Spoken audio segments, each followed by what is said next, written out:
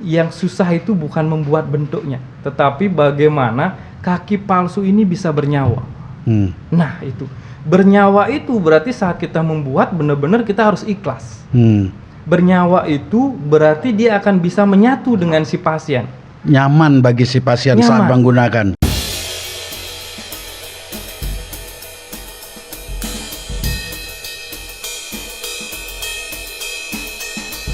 Kita kembali ke Case Close edisi atau episode ke-32. Pada hari ini tim redaksi Case Close mengundang seorang narasumber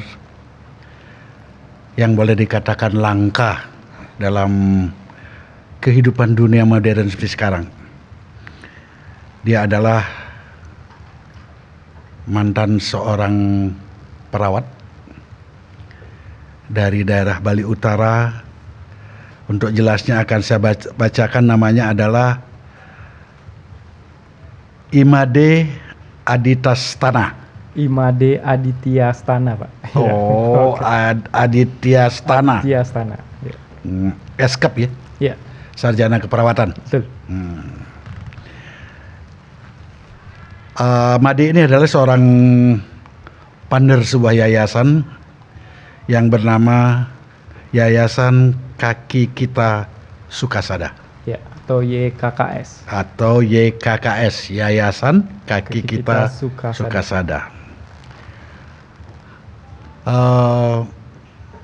Mungkin orang akan bertanya-tanya atau publik bertanya-tanya bahwa kenapa redaksi Case Close mengundang seorang Made ini. Karena bagi tim redaksi Case Close, profesi atau kegiatan yang dilakukan oleh YKKS ini mungkin tidak umum di mata publik, sehingga tim redaksi Case Close ingin memberikan pemahaman yang benar, mengedukasi masyarakat bahwa dalam suasana apapun yang namanya manusia yang berbudi dan berakal pasti ingin survive dan bahkan berinovasi. Sehingga itu alasan daripada redaksi Case Close untuk mengundang Made di sini ya. Pak Made, coba dijelaskan kepada publik. Yayasan Kaki Sukasada ini apa sih? Dan latar belakangnya seperti apa? Biar publik paham dulu. Ya, silakan. Terima kasih. Kalau mau cerita tentang latar belakangnya ini panjang sekali sebetulnya, Pak ya. Ya, diberikan secara singkat karena kita keterbatasan waktu juga ya. Iya, dulu tamat SMA itu saya mau jadi orang kaya sebetulnya gitu. Oh, wajar, wajar. Cuman ternyata takdir mempertemukan saya jadi seorang perawat gitu. Kuliah di Udayana waktu itu. Cuman memang waktu kuliah juga sebetulnya saya aur-auran gitu, karena apa sih nih gitu, perawat ini gitu. Tadi makanya dibilang mantan perawat ya. Mohon maaf sampai saat ini juga saya masih seorang perawat. Oh masih gitu. ya? Masih sekali ya. Nah saat saya menjadi mahasiswa itu saya berontak, ini apa sebetulnya? Apa saya akan jadi apa gitu. Nah suatu ketika saya berhenti, sudah tamat padahal dengan hampir di DO 3 kali ya gitu. Akhirnya tamat juga menjadi seorang perawat. Nah bapak saya langsung nelpon, saya maunya kerja waktu itu sebuah rumah sakit besar itu baru dibangun gitu, itu peluang bagus. Tapi orang tua saya langsung memanggil saya suruh pulang kampung di Buleleng gitu. Nah di Buleleng saya mulai mencoba membuat pelayanan perawatan luka diabetes. Ya kembali lagi saya ingin kaya ya. Waktu saya kuliah saya merawat luka di sini bersama salah seorang dosen saya. Itu satu kali rawat itu 800.000 satu kali rawat. Oh saya yakin nih saya bisa kaya gitu. Nah baru pulang dari Singaraja jangankan 800.000 Pak. Waktu itu tahun 2013 saya memulai merawat pasien itu keliling-keliling pelosok desa itu cuma 50.000 perawatannya. Nah suatu ketika saya punya seorang pasien di daerah Sinabun. Ya Sinabun kalau Sinabun orang ini tempat joget itu ya yang terkenal itu bener. Ya. Dan kalau di dunia kesehatan di desa itu terkenal dengan tengetnya di sana gitu. Saya punya pasien saat itu masih saya ingat sekali, tapi sekarang beliau sudah almarhum gitu ya. Dia seorang pemangku. Jadi saya rawat di sana luka diabetes sekedar bisa saya gambarkan, itu kaki dia tidak pernah keluar rumah Pak selama 8 bulan sama sekali. Jadi di kamar saja karena dia punya suatu keyakinan bahwa dia harus tidak boleh keluar sama sekali gitu. Hingga akhirnya dia tidak berobat kemana-mana, dan baru saya ketemu itu kakinya itu kan ada pergelangan ya, itu di sebuah sendi kaki itu putus sendinya, hanya disambungkan oleh kulit saja. Jadi kalau diangkat kakinya itu jatuh plak gitu. Plak gitu ya. Nah, saya anjurkan dia amputasi, tapi karena beliau seorang pemangku, ya menurut mempunyai beliau keyakinan beda ya. Ya memiliki keyakinan bahwa setidaknya saya mati nanti ada kakinya gitu ya. Nah, badannya kurus sekali dan akhirnya saya rawat. Dia bilang, berapa Pak biayanya? Saya bilang murah sekali waktu itu 50.000 ya. Dia suruh saya buat nota. Tolong buat notanya gitu. Anak saya kerja di Denpasar, nanti pasti dibayar gitu. Setiap sana saya buat nota, ditaruh di bawah bantalnya. Bantalnya tipis sekali ya. Hingga akhirnya bantalnya itu gede karena penuh dengan nota gitu ya. Nah, suatu ketika saya udah mulai berpikir, oh pasti bapaknya ada masalah. Nota numpuk-numpuk dan akhirnya saya sudah mulai bosan buat nota itu, dan bapaknya bilang, Dek gitu. Dia sampai sudah memanggil saya dengan bahasa yang kadek. Itu berarti sudah kedekatan luar biasa gitu. Dia bilang, oh ternyata anak saya sudah berhenti bekerja. Tapi tolong bantu saya. Nah, akhirnya saya rawat 3 bulan tanpa dibayar sama sekali waktu itu sekitar tahun 2013 ya. Dan lukanya luar biasanya sembuh. Cuman yang jadi masalah adalah kaki itu tidak bisa digunakan untuk berjalan karena kulitnya menyambung tetapi tidak ada persendian di dalamnya. Ototnya sudah tidak nyambung. Jadi hanya disambungkan oleh kulit. Tetap saja sudah sembuh, diangkat tetap aja jatuh seperti itu. Nah, saya masih berpikir bagaimana bisa membantu Bapak ini. Nah, mulai waktu itu saya searching dan ketemulah pembuatan kaki palsu itu di Sande Pupuan namanya. Kebetulan dia seorang yang luar biasa bagi saya, namanya Pak Ketut Sudarmada ya. Banyak sudah ada pertimbangan bahwa harusnya itu kaki itu mending dipotong saja. Jadi kita akan mudah buatkan kaki palsu. Ternyata di tangan Pak Ketut Sudarmada sesuatu dirubah. Bukan kakinya yang harus kita rubah.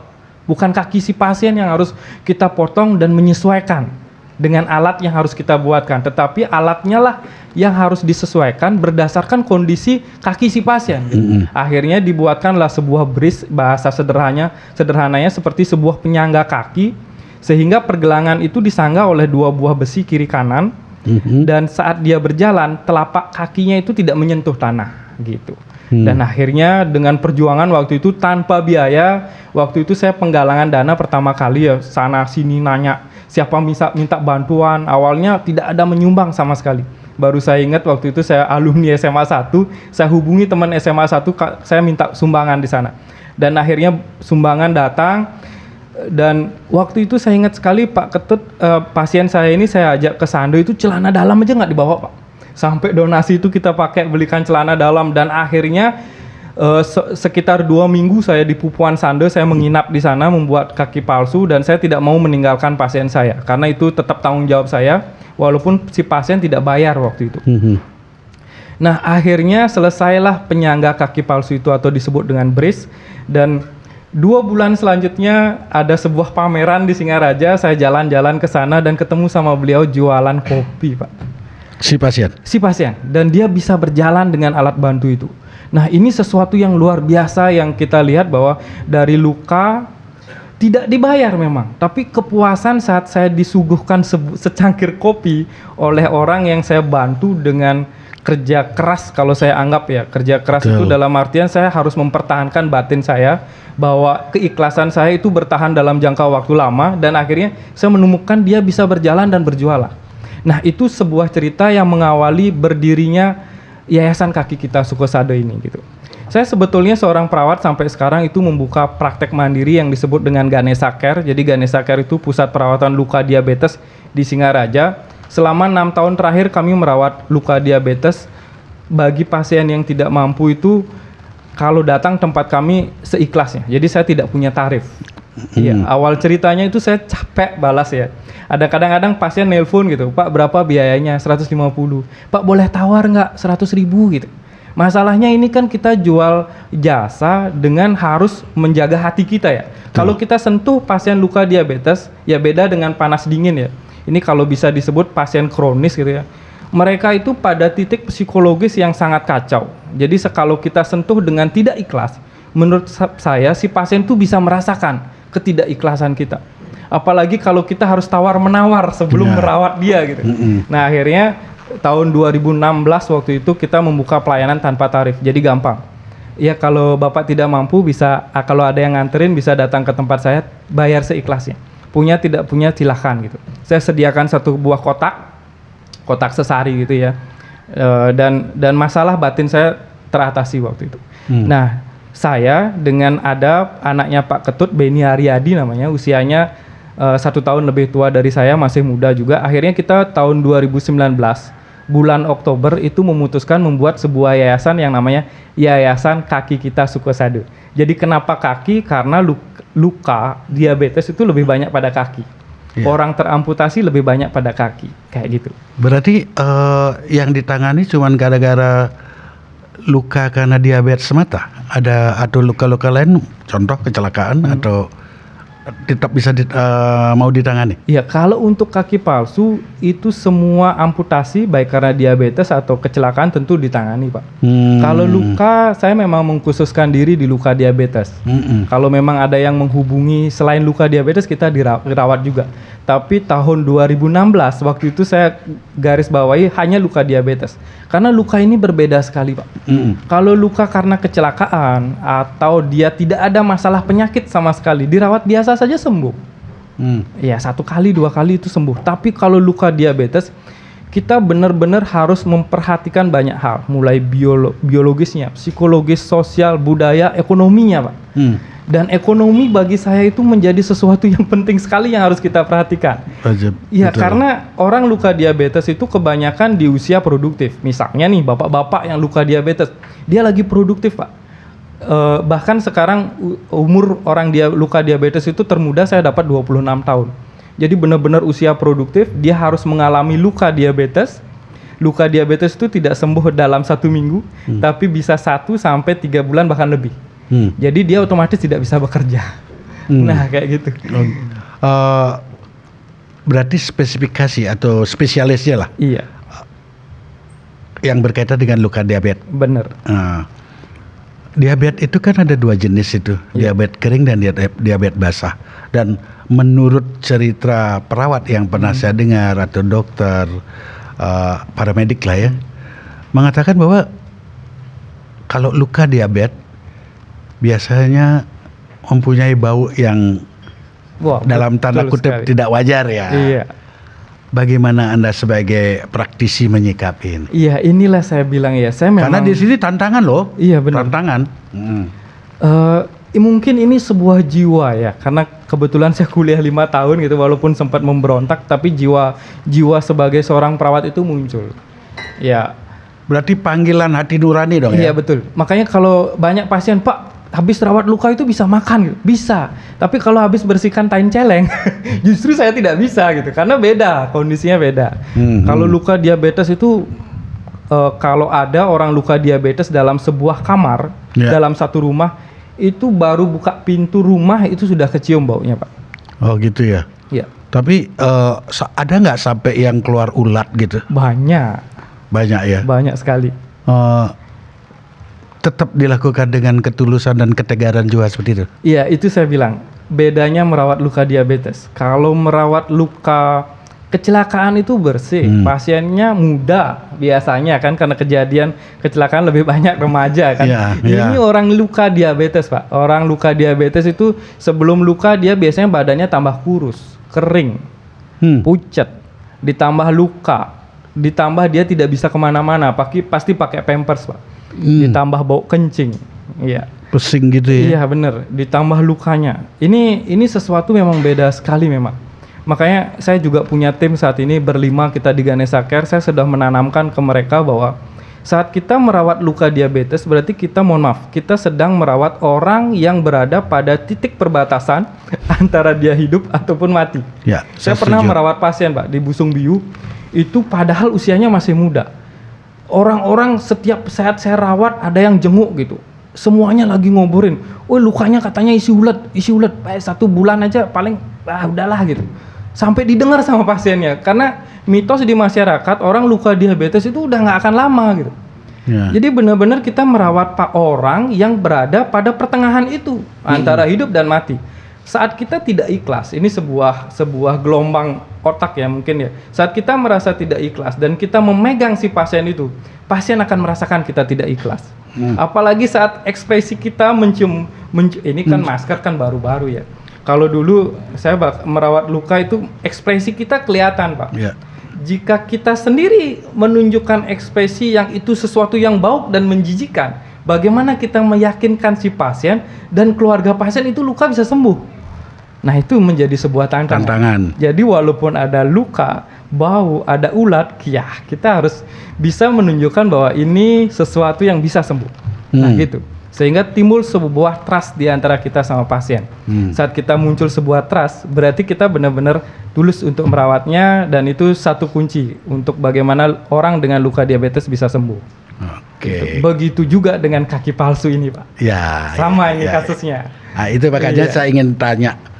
Pak, nama yayasannya Yayasan Kaki. Kita bener. Maunya kaki sayang dulu, Pak. Ya.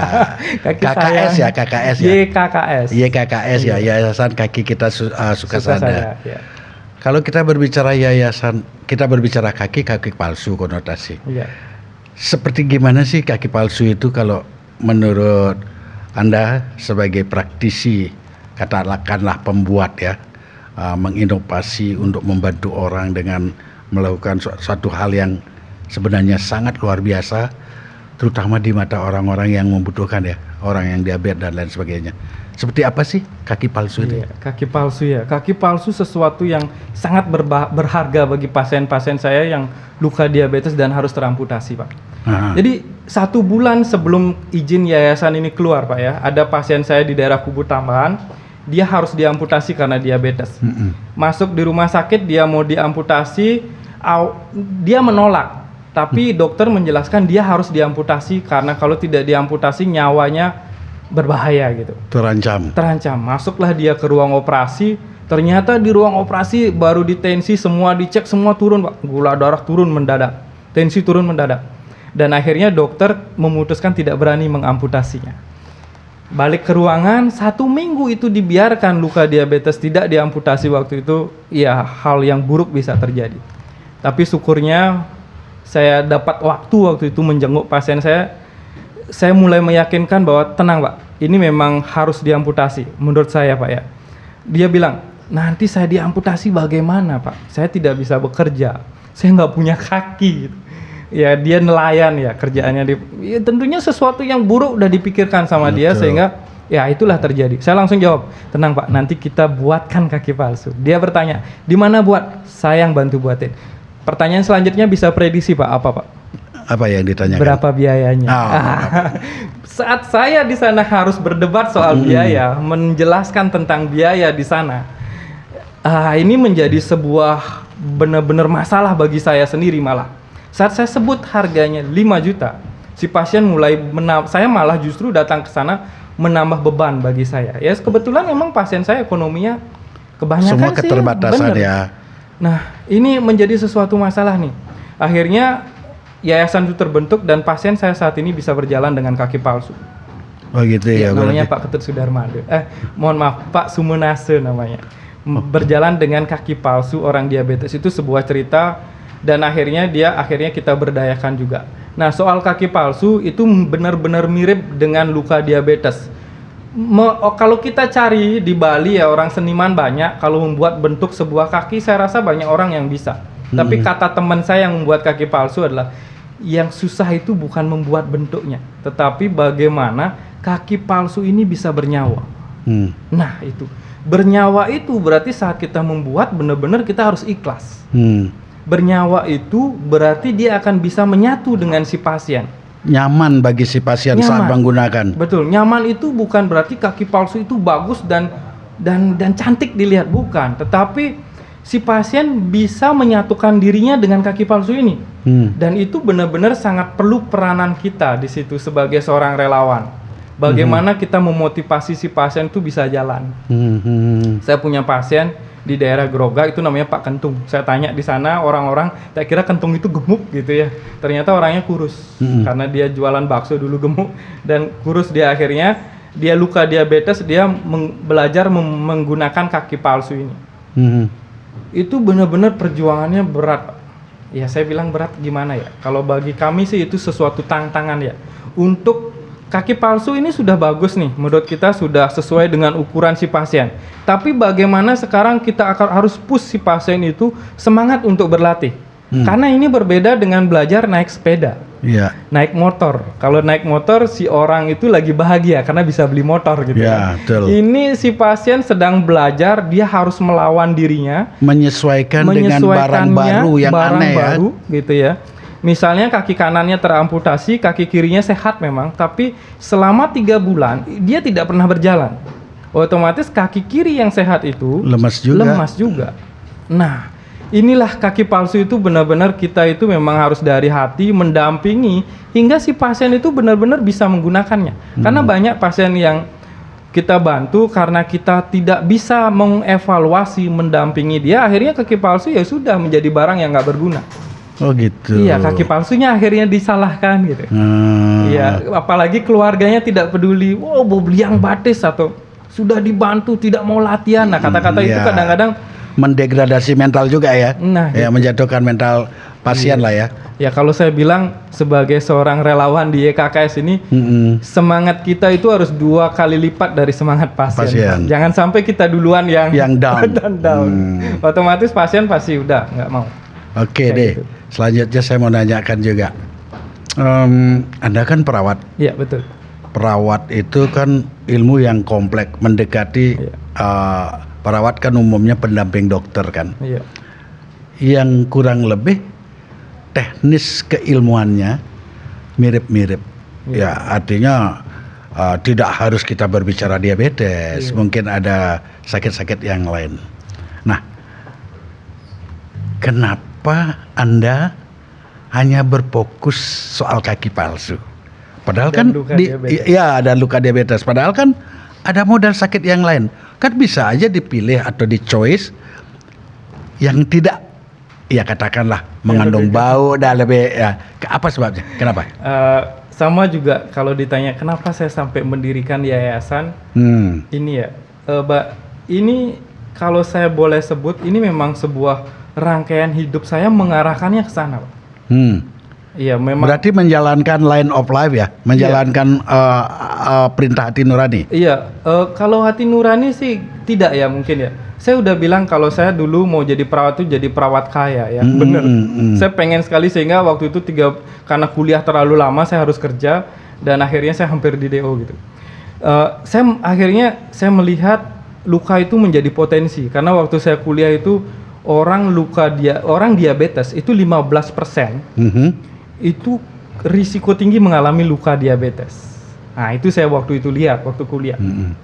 Dan ternyata kalau saya perhatikan malah sudah meningkat mungkin sampai 25% orang diabetes saat ini berisiko tinggi orang diabetes berisiko tinggi mengalami luka diabetes kayak gitu ya. Saya mengalir saja. Awalnya tidak yakin juga mengembangkan perawatan luka sampai semendalam ini gitu. Tapi satu pasien saya dapat ya dan kebetulannya sekali itu pasien yang pertama saya dapat itu pasien yang ekonominya menengah. Sehingga promosi mulut ke mulutnya ya antara mereka saja gitu. Dan akhirnya terjuruslah ya sudahlah karena luka diabetes ini menurut saya sudah melekat dengan hati nurani saya kembangkan.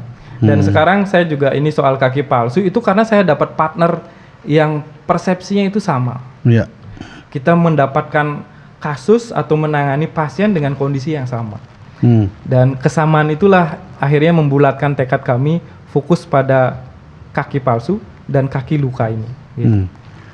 Dari sekian proses atau rentang waktu sekian lama berproses sebagai saya anggap berkutat dengan luka diabetes dan berakhir dengan amputasi dan pembuatan kaki palsu. Berapa tahun sudah ada? 5 tahun? 6 tahun? Kalau kaki palsu itu kalau teman saya yang membuat kaki palsu sebetulnya sudah dari 2004. 2004. Kalau yayasan dari 2003 Dari 2019. Ya, Berarti baru 4 tahun ya? Baru 3 tahun ya? Kalau luka diabetes dari 2013 sudah. Nah, lukanya 2013, Ya. kaki palsunya 2019. 2009. Berapa kaki palsu sudah dibuat?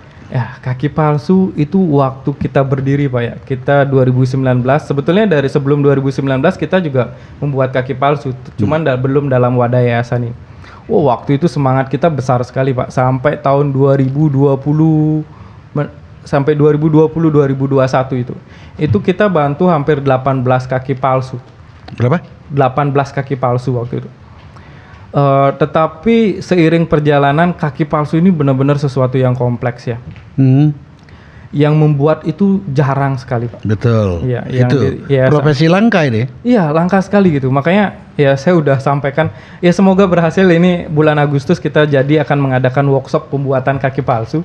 Oh ya. Jadi kita akan melatih orang-orang cacat membuat kaki palsu gitu. Oh gitu. Kalau untuk luka diabetes dari 2013 catatan di Ganesha Care udah hampir 700 pasien yang kami bantu. Berarti Iya. Pasien diabetesnya kakinya terbatas lah ya. Kaki palsunya Iya. ada sampai 50-an Untuk kaki palsu yang dibuat untuk para pasien? tidak sampai Pak. Tidak sampai Nah, ya. ini karena yang membuat jarang, Mm-mm. kita harus memikirkan sumber dana untuk pembuatan kaki palsu ini. Waktu program sosial kita yang pertama, saya mencari bantuan itu dengan menghubungi teman-teman. Ayo bantu dong, bantu pasiennya gitu. Nah, waktu menolong satu pasien ini banyak yang membantu. Tapi saat datang pasien yang kedua ini mulai kesulitan kita mencari bantuan. Iya. Ya syukurnya waktu itu di backup oleh yayasan sesama ya di Singaraja untuk pendanaan kaki palsu. Cuman yang jadi masalah, ya saya buka saja ya. Nah, apa? Kaki Emang ini palsu, pembelajaran ke publik. Pembuatan kaki palsu itu kalau dilihat dengan biayanya saja sebetulnya tidak mahal. Apalagi kaki palsu yang kita buat itu dari bahan-bahan yang mudah didapat. Bahkan inovasi kaki palsu sampah plastik ini ya adalah kita itu mau membuat kaki palsu dengan bahan yang mudah, murah gitu. Cuman yang kita tidak hanya bisa pikirkan tentang modal pembuatan kaki palsu, tetapi biaya rehabilitasi, Pak. Buat kaki palsu seminggu, tetapi merehabilitasi si pasien untuk bisa berjalan itu bisa 1 sampai dengan 2 bulan. Nah, akhirnya saya selaku ketua yayasan tahun 2000-an itu saya sempat stop produksi kaki palsu, Pak. Kenapa gitu ya? Orang yang membuat kaki palsu di yayasan kami saat ini namanya Beni Aryadi, Pak. Dia basicnya seorang pariwisata. Sebelum kita mendirikan yayasan kaki kita ini, dia sebetulnya mau balik ke pariwisata. Saya bilang sama dia, Ben, kalau kamu balik ke pariwisata, ini siapa yang bantu buat kaki palsu? Ya saya merasa Beni itu harus menentukan sebuah keputusan yang berat sekali. Karena dia tahu kalau dia fokus ke kaki palsu, kalau bisa dipersentasekan 90% itu adalah sosial, Pak. Dia tidak bisa mengatasnamakan pembuatan kaki palsu itu untuk bekerja, mendapat penghasilan, tidak bisa. Ya karena pengalaman kita kebanyakan orang yang memerlukan kaki palsu itu ekonominya menengah ke bawah gitu. Nah, ini dilema sekali. Selama 2019 sampai 2020, tim kami membuat kaki palsu, pasien kami jalan, Pak. Mungkin sekitar dari 18 itu sekitar 12 itu mampu berjalan. 6 itu karena kami kurang rehabilitasi atau jarak, akhirnya dia tidak bisa menggunakannya kakinya. Iya, yang jadi masalah adalah si pembuat kaki palsu ini, Pak.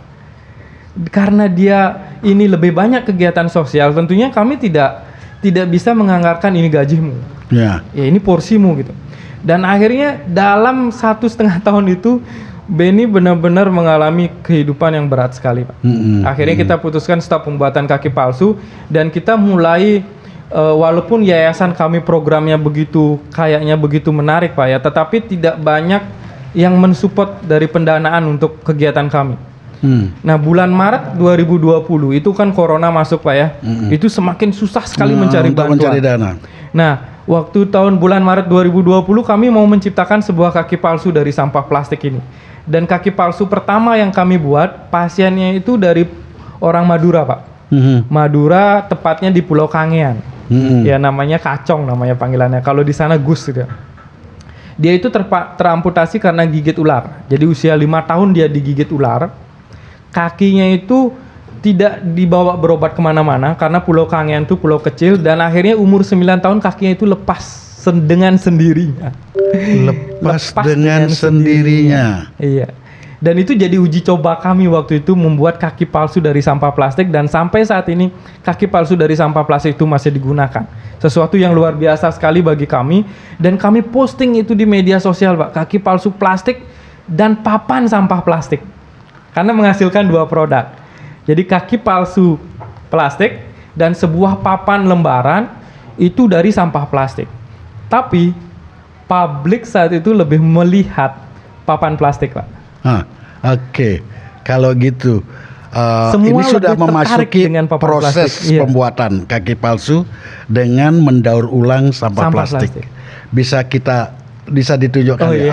iya. Ini Ini di rumah saya. Karva YKKS. Iya, ini anak SLB. Ini Gede Swastika namanya. Dia kecelakaan amputasi. Itu dari mulai membersihkan sampah-sampah. Ya, pembersihan sampah ini di Karva YKKS itu melibatkan disabel. Mulai dari sampah tutup botol, botol sampo, botol oli, bahkan kemarin kami sudah berhasil mengolah sampah-sampah yang tidak memiliki nilai ekonomi seperti pipet, terus saset-saset makanan maupun kresek.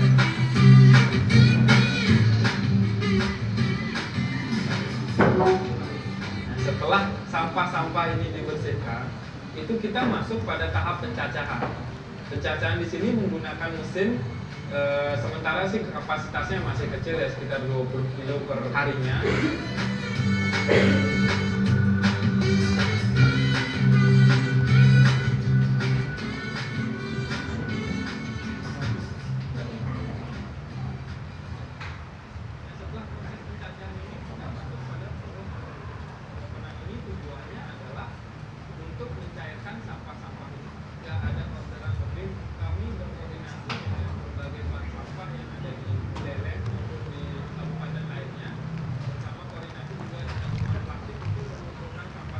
Dari proses seperti ini, mereka ditutor. Para pekerja ini dikasih tahu prosesnya seperti ini, berjalannya seperti bagaimana. Ya, ini sebetulnya tim kita ya. Ini kami bukan tutorial buat mereka. Kita justru belajar bareng di sini. Oh, berarti Iya. Kita merintis dan saling belajar di sana. trial and error ya. Iya, betul. Nah, produk-produk apa aja yang dihasilkan selain katakan kaki palsu, Iya. papan plastik, apa lagi? Iya. Sebelum jadi kaki palsu itu ada sebuah papan Nah, yang dihasilkan. Nanti papan ini dibentuk menjadi kaki palsu yang seperti saya jelaskan tadi ya. Dari papan ini kita bisa olah menjadi barang-barang yang lain. Yang paling banyak itu bisa diolah jadi meja, kursi, ya termasuk kacamata, bahkan kemarin anting-anting kita buat, dan banyak hal yang lainnya, gitu. nah, kacamata. Iya, betul, kacamata. Ini produk dari sampah plastik. Betul, ini dari sampah plastik.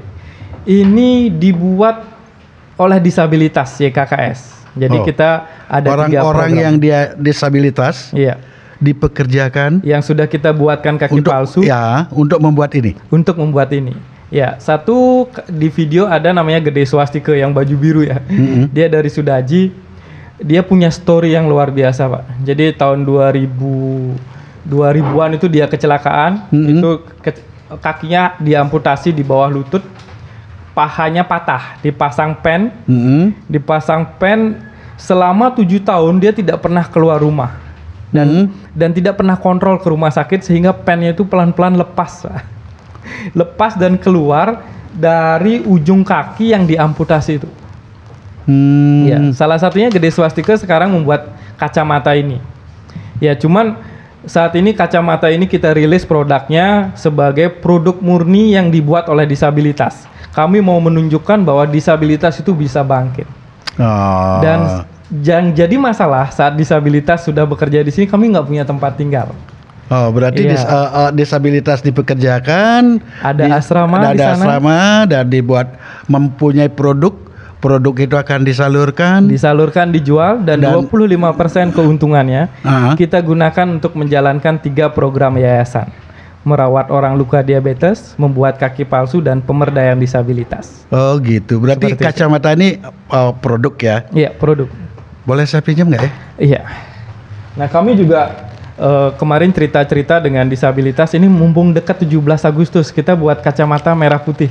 Saya Ya, coba saya ini ganti ya. kacamata saya. Wah. Masih pantas dilihat nggak? Ya. Kenapa kita ambil kaca, Pak ya? Sebetulnya produk kita yang kita mau gerakan ini kan gerakan 1000 kacamata untuk asrama disabilitas ya, Pak ya. Kenapa kacamata ya? Itu sebetulnya banyak sekali produk yang kita hasilkan, tapi kita mau menyentuh anak muda. Bahwa ini sebuah produk fashion yang mungkin akan anak muda lebih banyak tertarik. Iya. Selain itu kita mau mengedukasi dari anak muda bahwa ini sampah dibuat oleh disabilitas. Kita mengajak mereka lebih aware terhadap disabilitas dan sampah secara sekaligus, Pak. Dan menghasilkan uang. Dan menghasilkan uang, nanti uang yang dihasilkan dari penjualan kacamata ini kami sepakat 100% keuntungannya kami akan gunakan untuk membuat asrama disabilitas. Luar biasa Iya, ini. targetnya Ini luar 5 biasa kamar ini. asrama. Ada luar biasa. Iya. Ada yang lebih unik lagi, Pak. Sebetulnya tempat kami, Pak ya, mau dibeli sebetulnya, dibawa ke Bali Selatan. Saya nolak. Ini ada story yang luar biasa di Buleleng nih. Di Buleleng tidak ada asrama disabilitas, Pak. Kami mau membuat asrama ini menjadi sesuatu yang berbeda. Kalau mau mudah itu sebetulnya kami buat proposal, Pak. Mengajukan ke PLN, kemana-mana, sehingga kami dapat uang untuk membuat asrama itu. Cari CSR-nya ya? Iya benar. Tapi itu menurut kami nanti kalau terbentuk asramanya, mereka itu mau disuruh ngapain, Pak? Apakah mereka kita suruh tidur sana lalu kita foto dengan kondisinya mereka dan mencari donasi lagi gitu? Tentunya ya tidak terjadi sebuah perputaran ekonomi di dalamnya. Kami mulai berpikir bahwa disabilitas itu tidak boleh lagi menjadi sebuah objek. Objek itu maksudnya gini, kita kasih sembako, kita foto, kita share, tolong bantu yayasan kami biar bisa bagi sembako gitu. Tetapi kami merubah semuanya, mereka itu menjadi subjek saat ini. Mereka membuat kacamata dengan mandiri, dengan tangan mereka sendiri, akhirnya terbentuklah sebuah asrama ciptaan mereka, Pak. Dibuat oleh mereka, bukan oleh kita. Dan dari siklus membuat 1000 kacamata ini tentunya kita akan mendapatkan banyak relasi, sehingga selain hanya sebuah asrama tempat tinggal, kita bisa membuat sebuah unit produktivitas untuk mereka. Jadi mereka tinggal di asrama sekaligus bekerja. Bekerja dan karena masalah menghasilkan paling ya. besar dari disabilitas adalah ekonomi, Pak. Pasti itu, Iya. pasti. Ini luar biasa ini, Mari, luar biasa. Bukan soal hasil yang saya ini, tapi ide cemerlang ini, Benar. kepedulian terhadap orang yang tidak mampu atau katakan termarginalkan. Yayasan ini mampu mengangkat untuk memberikan sebuah derajat yang luar biasa. Iya, Ini betul. luar biasa, ini sangat mulia. Sebenarnya ini adalah bekal pulang nanti ya. Ya, satu lagi saya mau cerita nih, asrama yang kita buat kembali lagi bukan sebuah asrama biasa. Di YKKS kita bisa membuat produk yang menggantikan keramik, Pak, dengan plastik. Dan kita rencananya asrama ini sebagian besar produknya kita akan menggunakan sampah Bahan daur ulang dari plastik. Iya, sehingga harapannya Buleleng itu mulai memiliki sesuatu yang unik, sehingga kita bisa menciptakan sebuah wisata di sana, wisata eko, wisata disabilitas. Ya, mohon maaf, bukan kejelekan mereka, tapi Kreativitasnya yang mereka harus ditonjolkan. Iya, dan gedung itu menjadi sebuah simbol bahwa inilah sampah ternyata. Tetapi tenang aja, Pak. Tidak ada baunya, tidak seperti tampilan sampah kotor begitu, dan akan menjadi sebuah yang sesuatu yang menarik dan unik tentunya. Tadi saya selalu Anda selalu menjelaskan dalam setiap proses itu hampir setiap step atau langkah keterbenturan itu adalah soal finansial. Betul. Ya. Hadir gak pemerintah atau negara dalam suasana ini, situasi ini? Karena kita harus mengacu pada aturan Undang-Undang Dasar. Iya. Pasal 34 Undang-Undang Dasar itu jelas di sana. Negara harus hadir. Apakah ada keterlibatan pemerintah? Atau sebesar apa pemerintah peduli? Sensitivitas daripada pemerintah terhadap kegiatan atau aktivitas seperti ini? Seperti apa? Memang ya, sebuah program atau gerakan itu memang uang yang pertama. Betul. Tapi waktu saya mendirikan yayasan ini, saya lagi jadi anak muda yang sangat idealis, Pak. Nggak ada uang, gibas, pokoknya bisa jalan gitu. Dan pernah saya menghadap di sebuah pemerintahan, saya menghadap ke sana, ingin sosialisasi bahwa ada yayasan kayak gini di Buleleng nih. Langsung ditanya, siapa ketuanya? Saya. Gitu. Siapa pendirinya? Saya. Mohon maaf, Dik. Kenapa berani membuat yayasan ini? Yang ngomong Amtenar ini, artinya oknum pemerintah. Iya. Saya tanya, kenapa Bu? Iya, karena setahu saya untuk mendirikan sebuah yayasan, dia tanya lagi, atau sudah punya bule yang membackup gitu ya? Sudah punya bule yang membackup.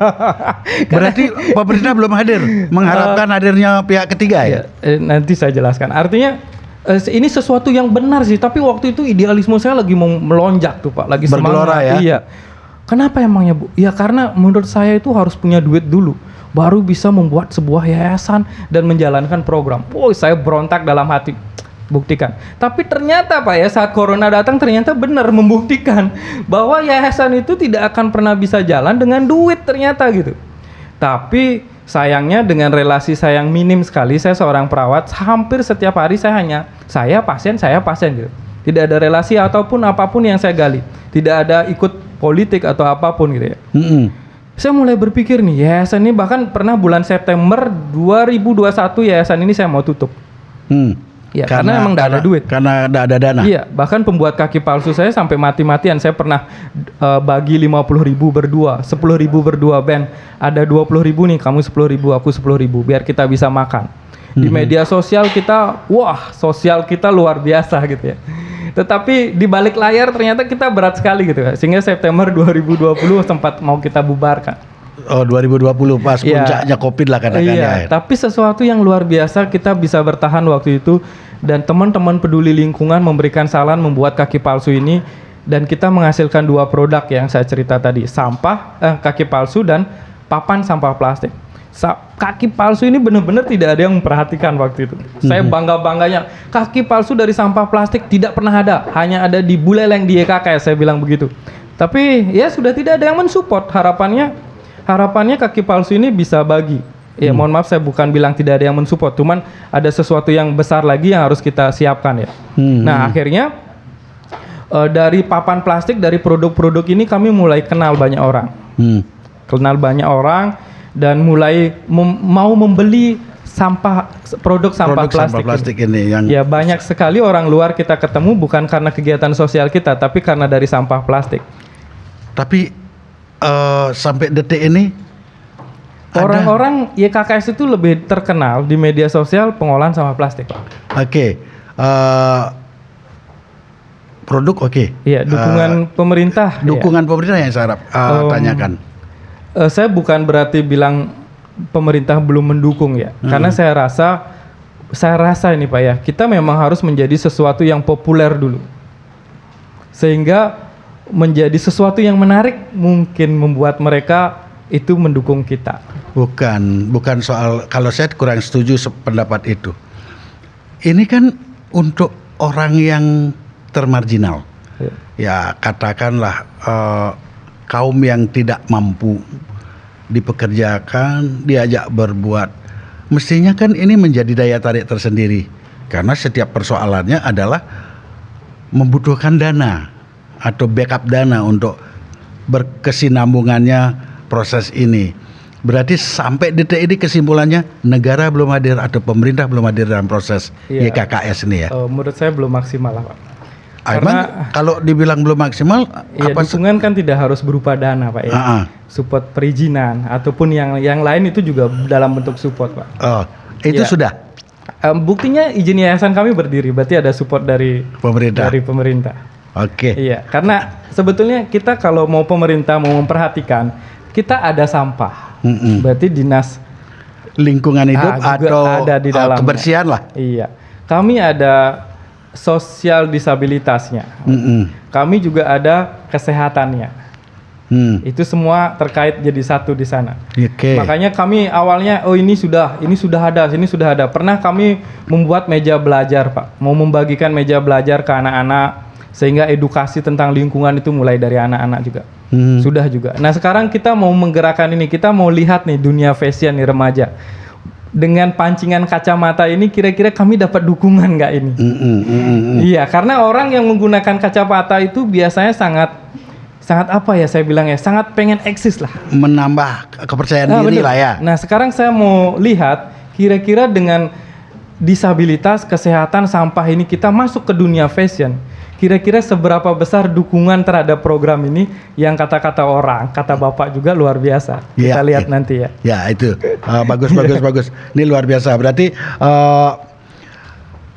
dalam kaitan memiliki asrama tadi, bagaimana prosesnya, pendanaan dan lain sebagainya? Apakah ini sudah berjalan? Untuk pembuatan asrama, kita saat ini punya 2 asrama, Pak. Tapi benar-benar kondisinya menurut saya dan menurut disabilitas yang tinggal di sana sangat perlu diperbaiki. Tapi syukurnya disabilitas kami luar biasa. Nggak apa-apa, yang penting nggak hujanan. Yang penting kami bisa bekerja. Oh, syukurlah gitu. Mereka sudah mulai berubah persepsinya ya. Nah, pembuatan asrama ini benar-benar kami mulai dari pola pikir bahwa kita membuat asrama disabilitas ini benar-benar harus dari disabilitas. Bahasanya dari disabilitas untuk disabilitas. Dari oleh dan untuk Iya benar. Sehingga saya mengkotak pola pikir kami di yayasan bahwa kita harus membuat asrama dengan kreativitas disabilitas. Benar-benar harus dari mereka. Nah, untuk menciptakan asrama ini benar-benar dari disabilitas itu prosesnya panjang sekali, Pak. Kita pernah mencoba pemberdayaan itu membuat sapu, Pak, dari botol Sprite. Pernah membuat pot anggrek. Pot anggrek laku tapi sebulan habis itu nggak laku. Membuat sapu, sapunya laku, bahan bakunya nggak ada. Dan akhirnya proses yang panjang sekali kami membuat sistem marketing, kami dikenal menciptakan sebuah produk. Akhirnya kami ketemu bahwa produk ini memiliki nilai potensi. Ya, ini harganya saya sebut 250.000 kacamata ini. Sebetulnya di tangan bule ini dibeli 1.800.000. Ya, saya sempat sama tim itu mau mengeluarkan harga kacamata ini dengan mahal, Pak. Tapi yang jadi sebuah prediksi, jika kita jual mahal, ini akan hanya sampai ke orang-orang luar, Pak. Bagaimana pemikiran kita bahwa program ini harus sampai di orang-orang lokal dan sekitar kita. Ya baru mungkin dengan ini kita turunkan, akhirnya orang-orang lain yang dekat orang-orang lokal itu akan bisa membeli dan mereka akan mengenal tentang produk ini gitu. Dan mengenal tentang YKKS disabilitas dengan YKKS. Jadi dengan produk ini harapannya mereka mengenal tentang disabilitas dan mengenal tentang program yayasan lain, mulai mengenal kaki palsu, mulai mengenal oh ternyata kacamata ini dibuat untuk asrama. Jadi dari disabilitas untuk disabilitas seperti itu. Berarti 1.000 kaca ini sebenarnya untuk pembuatan asrama? Betul, Pak. 100% keuntungannya kita peruntukkan untuk pembuatan asrama ini. Berarti menggali sumber dana itu dari diri sendiri lah ya. Tidak bergantung sendiri kepada orang lain atau pihak ketiga. Iya, kita sepakat dengan hal itu. Dan luar biasa. Kalau ini 1.000 kacamata dapat dukungan yang bagus dari masyarakat, Pak ya. Dalam pembuatan 1.000 kacamata itu minimal kita perlu 5 sampai 10 orang disabilitas. Jadi dalam membuat sebuah asrama kita sudah bisa memberdayakan 5 sampai 10 disabilitas, Pak. Nah, itu yang menurut kami luar biasa jadinya gitu. Sebelum asrama ini terbentuk, 5 sampai 10 orang disabilitas itu sudah produktif. Sampai terbentuknya asrama, kita tinggal menyempurnakan kembali sehingga harapannya disabilitas yang mampu produktif, Pak ya. Produktif itu kalau menurut saya disabilitas sudah pada titik psikologis yang tertinggi ya bahasanya. Jadi mereka mulai percaya diri. Mereka mulai yakin bahwa dengan kemampuannya mereka tidak perlu meminta. Mereka mampu menghasilkan. Benar, itu sebuah modal. Dari 10 disabilitas ini kita bisa arahkan mereka untuk menyemangati disabilitas yang lain. Bahwa mereka bisa loh. Tapi kembali lagi, ini bukan semudah yang saya katakan. Ini perlu banyak sekali dukungan. Perjuangan dan dukungan dari pihak-pihak tertentu ya.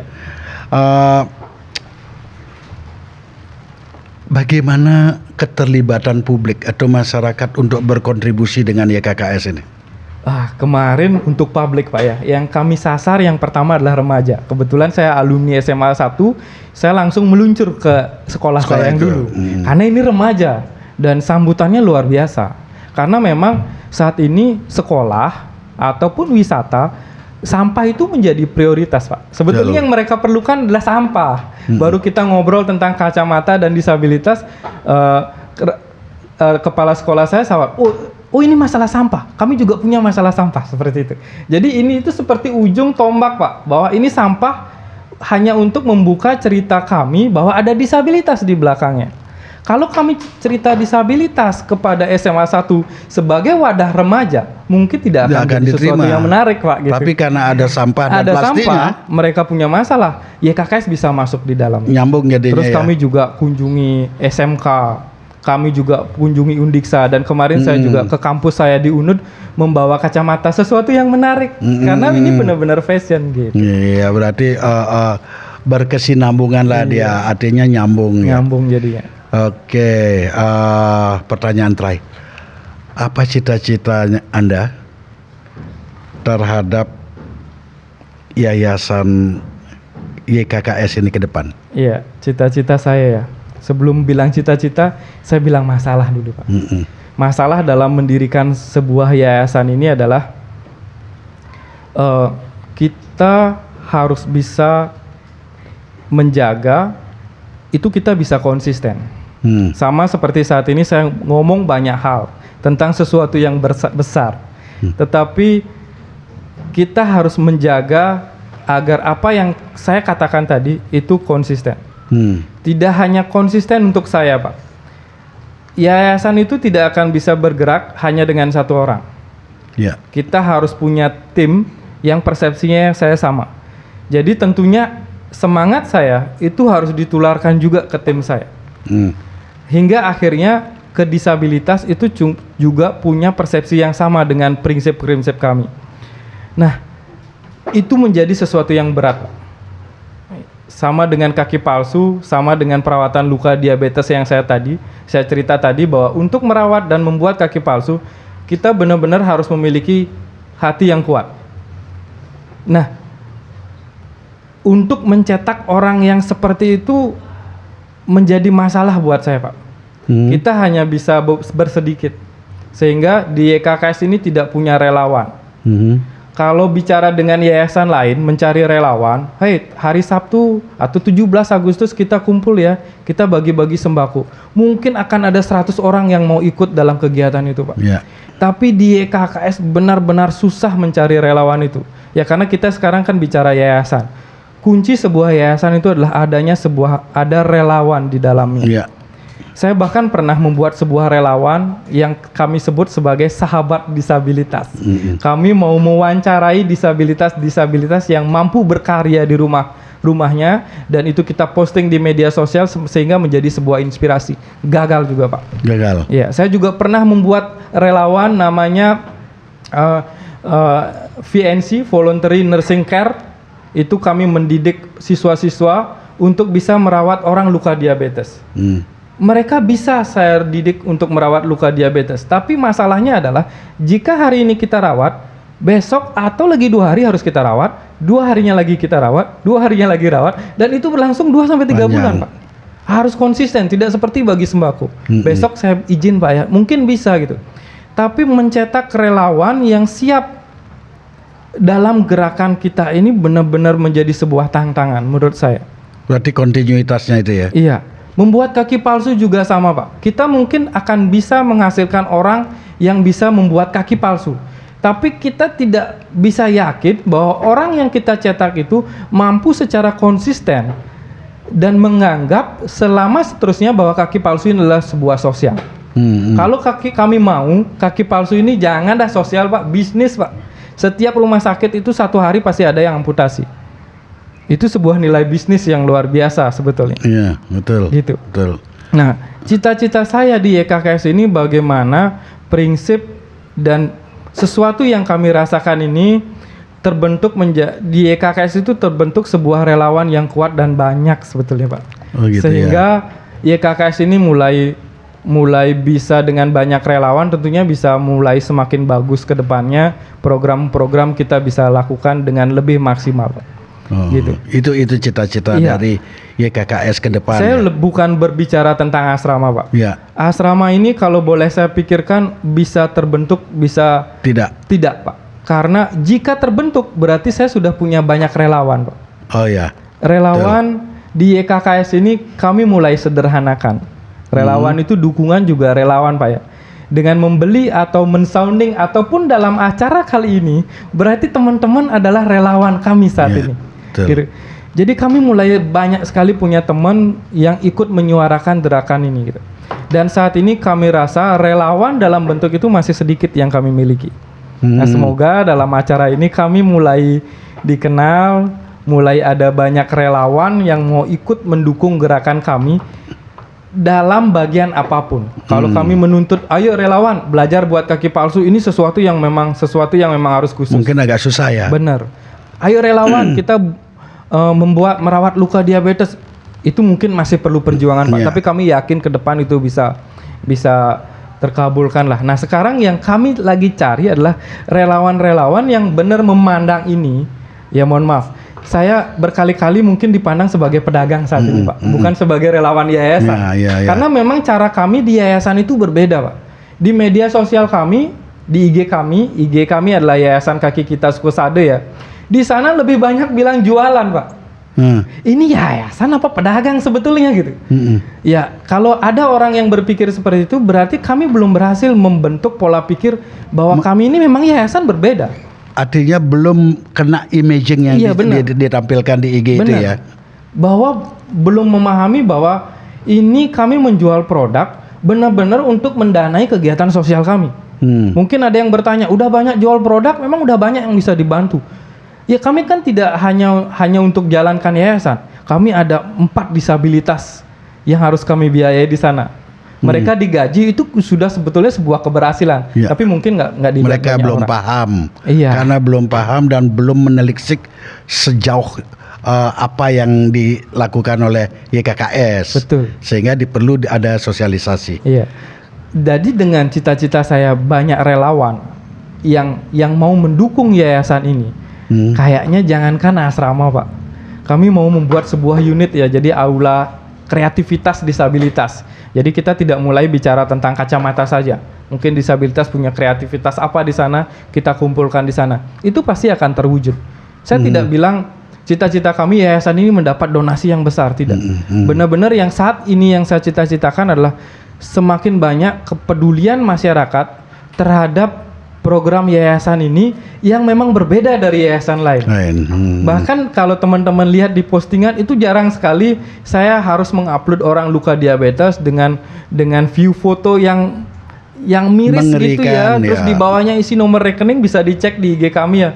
Itu sangat jarang ada, kecuali saya benar-benar kepepet, kantong saya sendiri tidak bisa membantu pasien saya itu. Baru saya harus membuat postingan itu. Oh gitu ya. Iya, karena direspon nggak? Sama publik? Saat ini belum, Pak. Enggak, ya, belum juga? Belum. Ada justru yang merespon itu paling pasien saya yang kebetulan dia orang kaya. Saya cerita bahwa saya juga membantu orang-orang diabetes dan akhirnya dia berdonasi 1 bulan atau 2 bulan sekali. Tapi cuma ada 1 orang, Pak. Mungkin dia pengen berpahala sehingga dia membantu orang senasib dengan dia sehingga dia tidak luka. Ya, tapi sebenarnya itu sesuatu yang membantu atau memberikan seseorang itu kan barang yang bukan hilang. Iya, benar. Tapi mungkin datangnya berbeda. Iya. Wah, itu adalah kalau saya mengartikan sebuah yatnya atau kepedulian ya. Betul. Itu wallet atau dompet yang akan dibawa ke sana. Terima kasih Made atas kesempatan hadir di Case Close. Iya. Semoga apa yang menjadi cita-cita yayasan atau YKKS bisa dipahami oleh publik dan mendapatkan simpati yang sepatutnya dari publik. Nah, sebelum saya tutup Case Close, mungkin karena kita berbicara volunteer tadi, berbicara orang yang ikut bantu, redaksi Case Close akan ikut berdonasi dengan YKKS dalam kesempatan ini. Terima kasih. Ya. Dan Case Close edisi ke-32 kita akhiri dengan saya mengucapkan Parama Sandi. Om Santi, Santi, Santi Om.